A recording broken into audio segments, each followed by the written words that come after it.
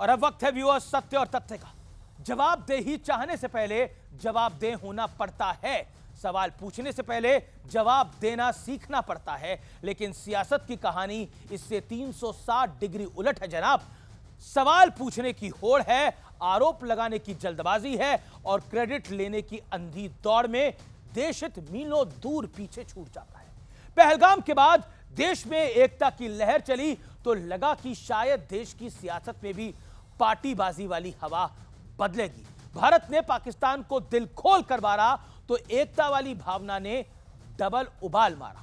लेकिन 10 मई को शाम के 5 बजते बजते सारी गलतफहमियां दूर होने लगी। हमारी सेनाओं ने तो इस बार सारे सबूत पहले ही दिखा दिए थे।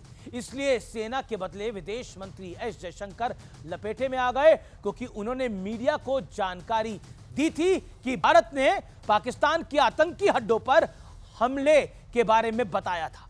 राहुल गांधी समेत पूरी कांग्रेस पार्टी विदेश मंत्री पर मुखबिरी जैसे संगीन आरोप लगाने लगी। राहुल गांधी पूछ रहे हैं कि पाकिस्तान ने हमारे कितने राफेल मार गिराए। सोचिए, राहुल गांधी का दावा है कि भारत की विदेश नीति ध्वस्त हो चुकी है।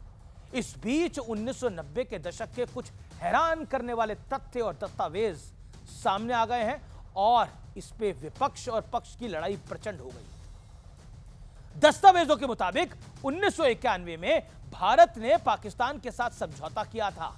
इसके मुताबिक दोनों देश अपनी सेनाओं के मूवमेंट की जानकारी देने पर सहमत हुए थे। समझौते में सीमा या एलओसी के पास युद्ध अभ्यास ना करने का भी वादा था। सोचिए, और यह भी प्रॉमिस किया गया था कि युद्ध अभ्यास जरूरी होगा तो उसकी जानकारी एक दूसरे को दी जाएगी। कांग्रेस ने सफाई दी है, जब यह समझौता हुआ था तब शांति काल था और कांग्रेस चंद्रशेखर के साथ सरकार में नहीं थी। हालांकि 1994 में जब समझौता लागू हुआ तब देश में कांग्रेस की ही सरकार थी।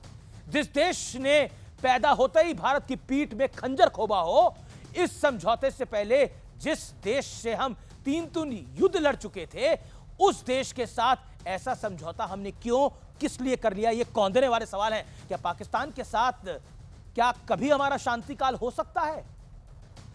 आज का भारत तो पाकिस्तान को कहकर मारता है, घुस के मारता है, लेकिन उस दौर में हस्ताक्षर कर सेना के हाथ क्यों बांधे गए थे? नेशनल सिक्योरिटी के मुद्दे पर हल्की सियासत देश के लिए बेहद खतरनाक है। व्यूअर्स, यह नेतागिरी के हल्के होते स्तर का एक बहुत बड़ा सबूत है, लेकिन मैं जानता हूं कि किसी को कोई फर्क नहीं पड़ता, क्योंकि जब अपनी पड़ी होती है तो देश की किसको पड़ी होती है। याद रखिए, सियासत के लिए और बहुत से मुद्दे होंगे।